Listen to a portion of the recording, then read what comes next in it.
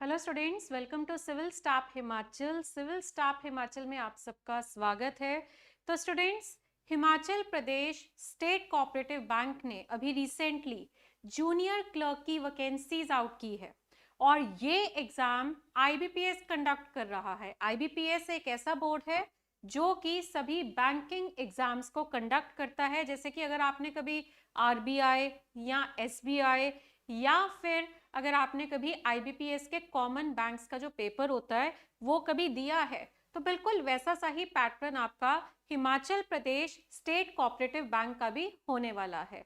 तो बच्चे, आज के सेशन में मैं आप सबको बताऊंगी कि इस एग्जाम का पहले तो एग्जाम पैटर्न क्या है और इसमें जो आपका रीजनिंग का सब्जेक्ट है उसमें आपका सिलेबस क्या है और उसको आपने किस तरह से करना है।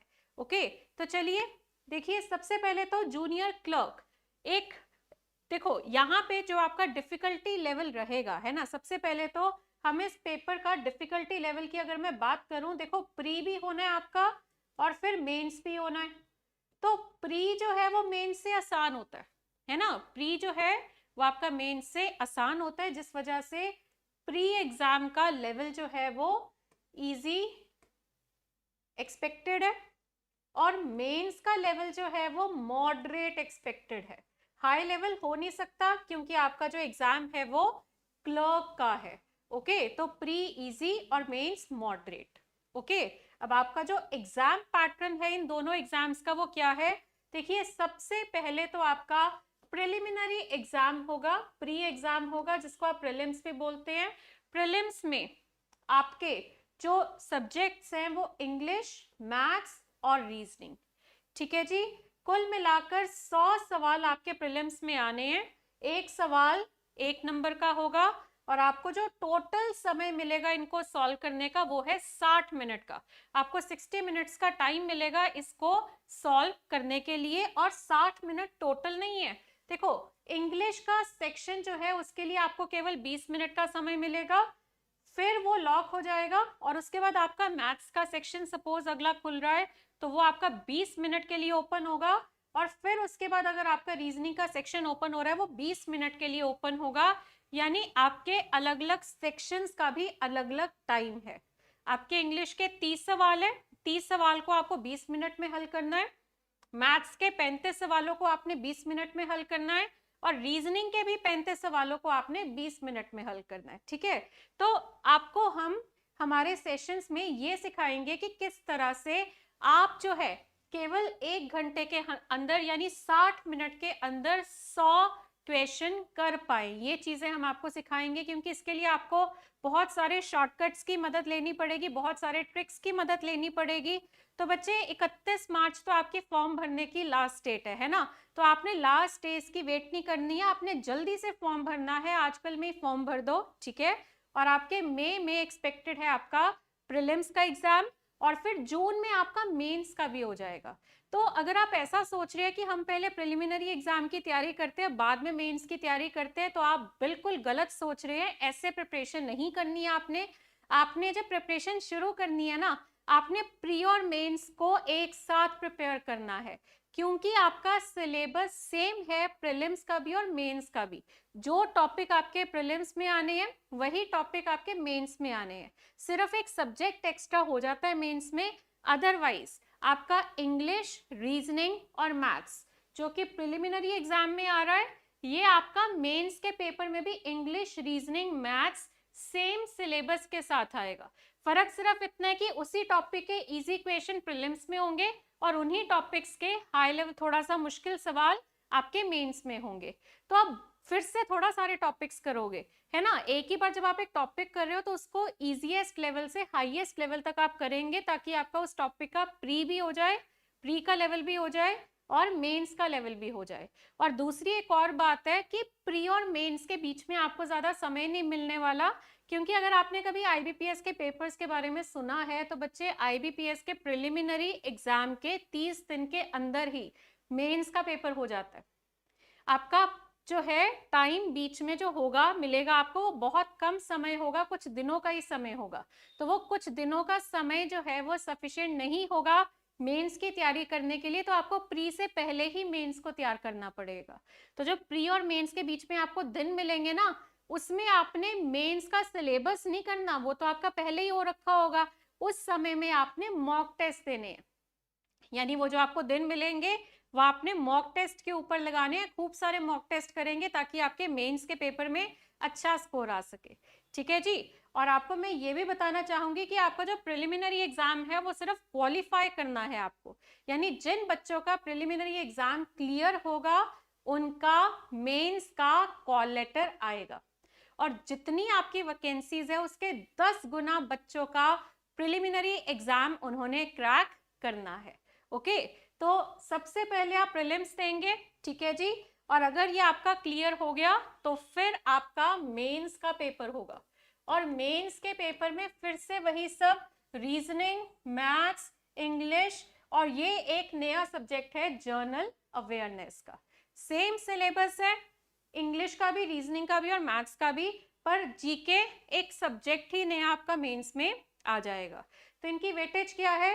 रीजनिंग के 50 सवाल आने हैं, मैथ्स के भी 50 सवाल, इंग्लिश के भी 50 और जीके के भी 50, और 25 नंबर के 50 सवाल, यानी एक सवाल की वेटेज है 0.5 मार्क्स, है ना।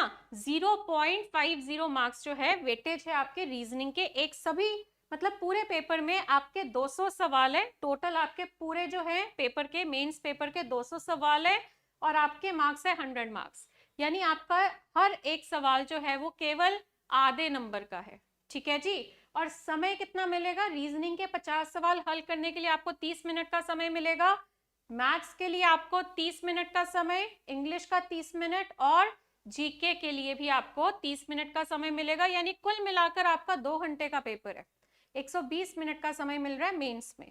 तो बच्चे प्री करना है सिर्फ क्वालिफाई, पर जब आपका प्री क्वालिफाई हो गया ना, उसके बाद देखो इतनी स्पीड के ऊपर आपने ध्यान देना है कि आप जब मेंस करेंगे, है ना, मेंस में जो आपका स्कोर रहेगा उससे आपकी सिलेक्शन होगी।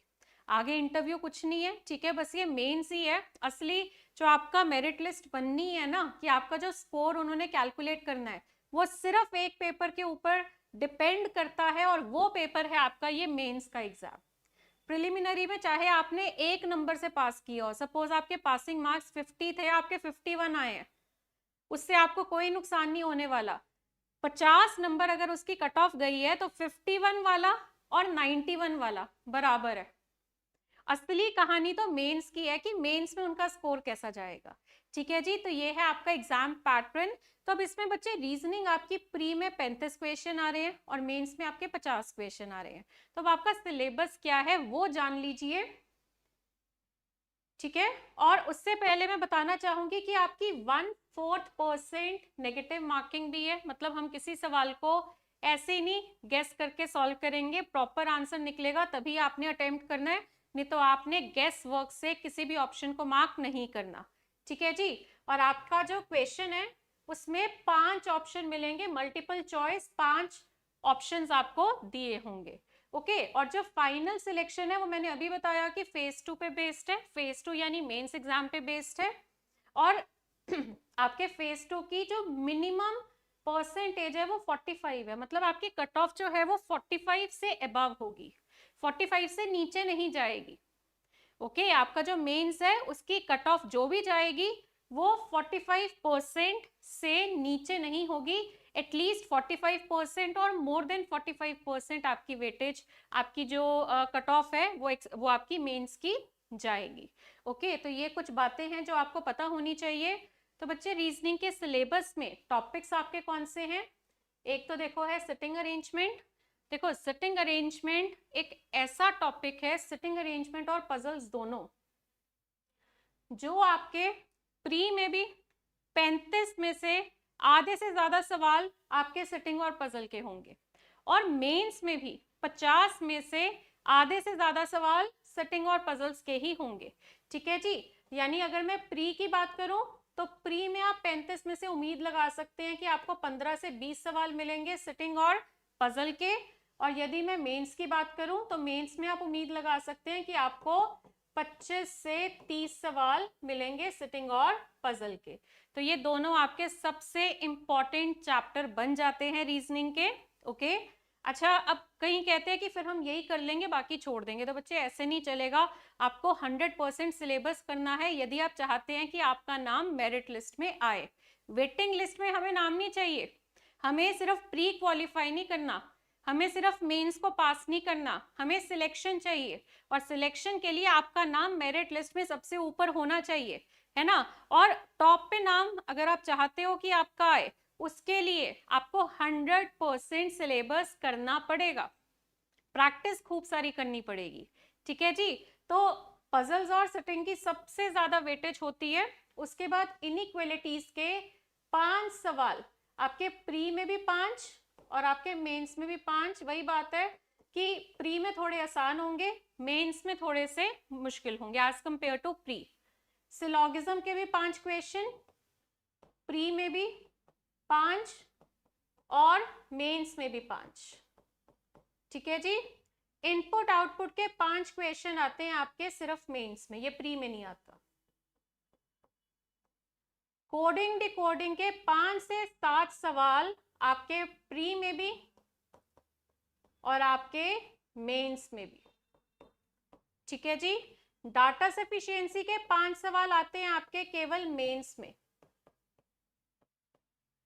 ब्लड रिलेशन के आपके 3 से 4 सवाल आते हैं प्री में भी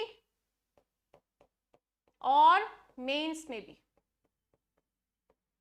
ऑर्डर एंड रैंकिंग के आपके 2 से 3 सवाल आपके प्री में भी 2 से 3 एक्सपेक्टेड होते हैं और मेंस में भी। अल्फा न्यूमेरिक के 5 से 6 सवाल प्री और मेंस दोनों में।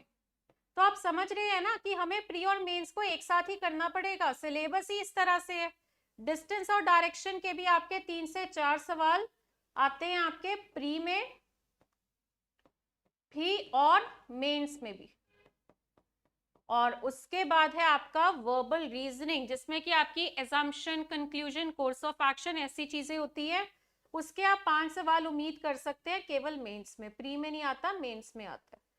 तो बच्चे ये है आपका ओवरऑल सिलेबस, जो आप देख सकते हैं कि बहुत ज्यादा तो नहीं है, है ना। और हमारे पास टाइम भी बहुत ज्यादा नहीं है, तो जितना टाइम है हमारे पास उस हिसाब से सिलेबस आपका ठीक है ना। बहुत ज्यादा कुछ आपको नहीं करना है, ठीक है।